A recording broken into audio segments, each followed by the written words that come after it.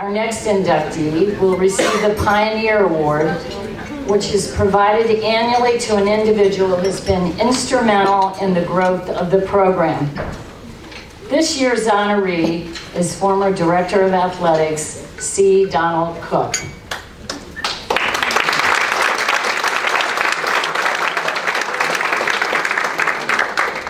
Helping to present Don Cook with his award tonight is Jim Keener. So Jim, you're already up here. Don chose Jim for a variety of reasons, and I just want to share with you because this is what this night is really all about. It's about long-term relationships, friendships, and family. Don chose Jim because of his incredible loyalty to Don when he served as the Director of Athletics, because of his long professional and personal relationship and friendship, which has spanned over 20 years. And lastly, because of the enormous respect that Don has for Jim, for all phases of Jim's life. And I know they've been buddies for a long, long time. And Jim says he couldn't find anybody else. So, Don, come on up.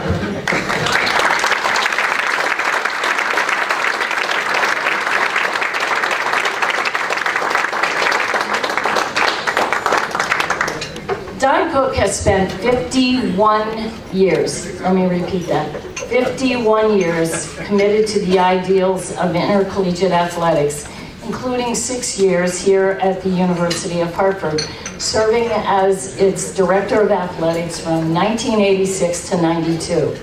He guided Hartford into the transition from Division II to Division I. And while he was here, he supervised the building of the sports complex as we know it, in addition to developing the 18 Division I sports programs. Don has gained his reputation as a developer of Division I programs, having served as the athletic director at Fairfield, Hartford, and most recently, Sacred Heart. He recently retired from Sacred Heart and has been served over the years as an individual engaged at the highest levels, both regional and national NCAA work, as well as other governing organizations. He is a native of Mount Vernon, New York. He was a coach and a student athlete at Fairfield University. Please join me in welcoming Donald Cook to the University of Hartford Athletics Alumni. Well, it's been so long since I was last here. I got a lot to say, but I promise I'll talk fast. First of all, I want to thank the Hall of Fame Selection Committee for considering me. When this first came about, I was so pleasantly surprised because I was here for just 6 years. And beyond that, when we first started the Hall of Fame program at Hartford, it was understood to be the Alumni Athletic Hall of Fame. And I had to remind Jim that I'm not an alumnus. But that being said, I'm still very proud and very grateful for the chance to be here tonight. There are many people that are here and others that are not that I would like to recognize because I have such a great deal of respect for them. But before moving too far into my comments, I want to express my gratitude to Pat Meiser and Jim Keener for all that they've done to bring this event, as well as Hartford Athletics, to a new level of distinction. For sure, had it not been for these two people, there'd be no reason in the world why I'd be standing here tonight. My personal congratulations to you, Pat, on a wonderful career that will come to a close in a few short weeks. You have been much more than an athletics director in my mind. You have been a true pioneer and advocate of women's athletics, not just at the Division I level, but across the whole spectrum of the NCAA and in the Northeast. To me, you've been a wonderful personal friend as well, and I know that once you succeeded me as Hartford Athletics Director, I had every confidence that wherever I screwed up along the way, that you were going to find a way to fix it, because you always had my back. And you, Jim Keener, I congratulate you for not getting fired by this time. How you, ladies of office, decoding, are able to survive all this time, and how you bamboozle Pat as well as me. I have to give you credit for your ingenuity and certainly not your good looks. But seriously, Jim, your dedication and skill as an athletic communication specialist is unparalleled. You've been the heart and the soul of so much good that's been publicly said about the University of Hartford Athletics for so many years. And there's plenty good about this place to report. You had a gift for making an average story a good story, and a good story a great story, thanks to your writing skills and your communication skills. Thank God I taught you all of it. I could not move on without commenting on the impact, and he was here earlier, but I don't see him right now, is the impact that Paul Harrison has had on Hartford Athletics since the late 90s. While I am well aware of his energy and service to the community, both within and beyond the campus, I'm equally impressed by his longtime interest in intercollegiate athletics and his commitment to the academic reform as chair of the NCAA Committee on Academic Performance. It speaks volumes about the enormous amount of respect that the people within the NCAA, and I'll speak for myself, have in Dr. Harrison and the manner in which he was able to reshape the infrastructure of the institution and provide for us the most beautiful campus I think I've seen in a long time. You know, a lot has happened in the NCAA landscape since the last time I set foot on this campus, and much has been kind of disconcerting. I'm not sure how involved you are today, but I don't know, or I don't envy what a college president or commissioner has to deal with today. While the high-resource conferences are pursuing more power, revenue, and autonomy, I have to wonder where the well-being of the student-athlete fits into their equation.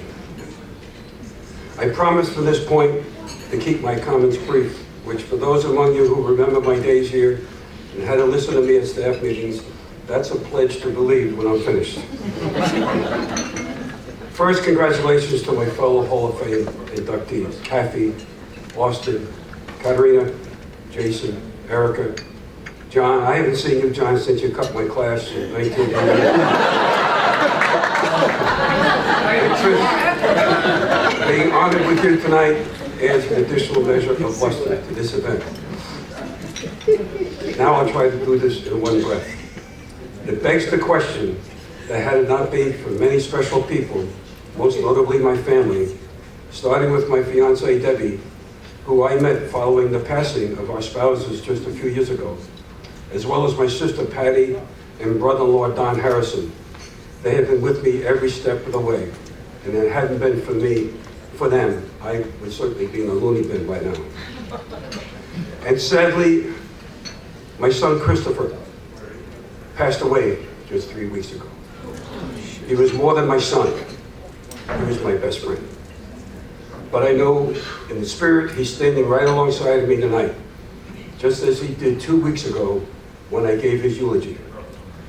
Speaking of someone who has always been at my side, I'm most honored tonight beyond words, that in the midst of all the heartbreak and grief, Christopher's wife, my daughter-in-law, Camilla, is here tonight. Camilla, would you just say a few words?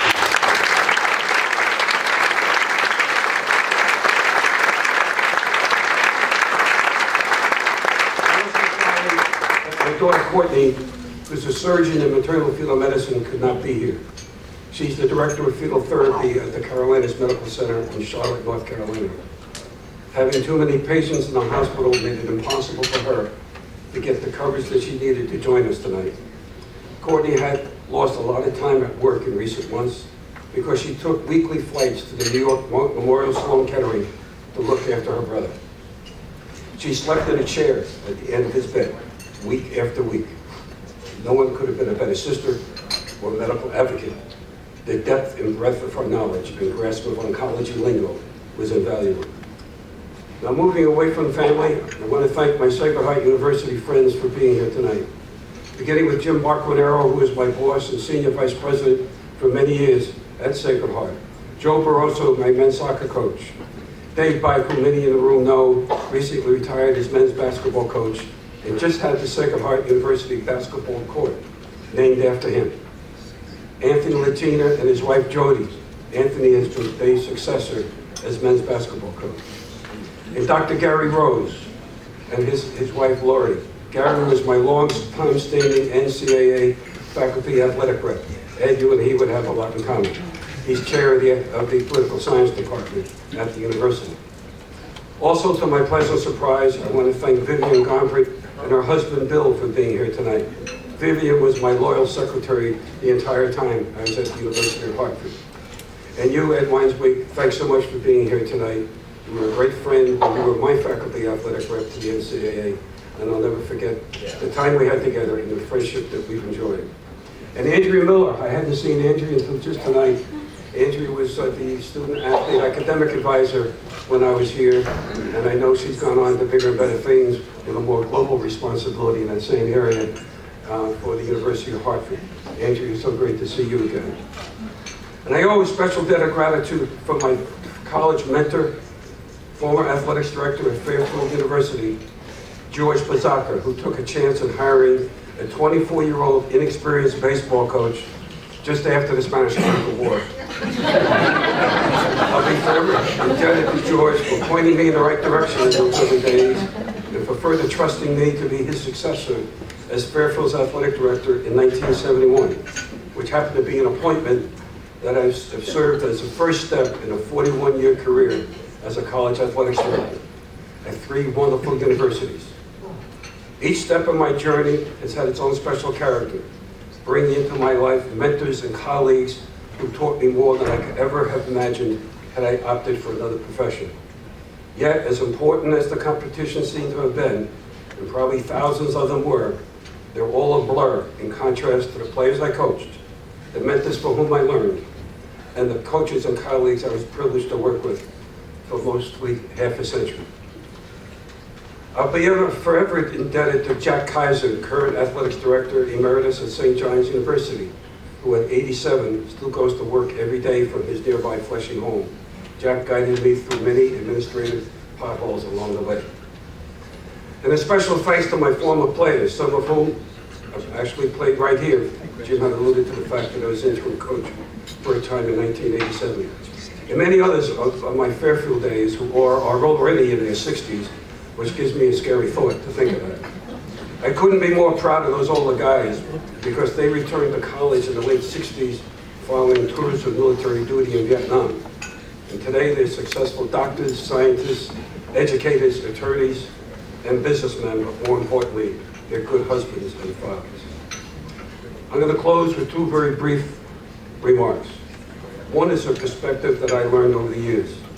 As important as the competitions seem to have been, and they were, they fade in memory compared to the people I was privileged to work with for over close to half a century.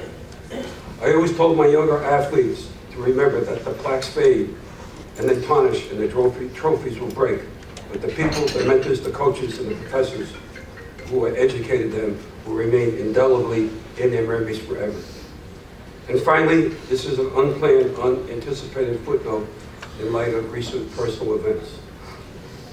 To all of you here tonight, never forget to hold your loved ones close to you.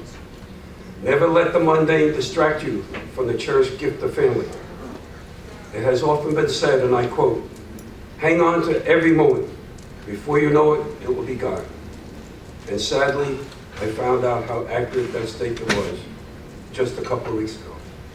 Life and all that comes with it is over before we know it. And finally, none of us know how much time we have. But one thing I can say with conviction is that when my time comes, I can only hope that I become the full measure of the man my son, Christopher Cook, had already become. Thank you for inviting me tonight. I'm thrilled to be here.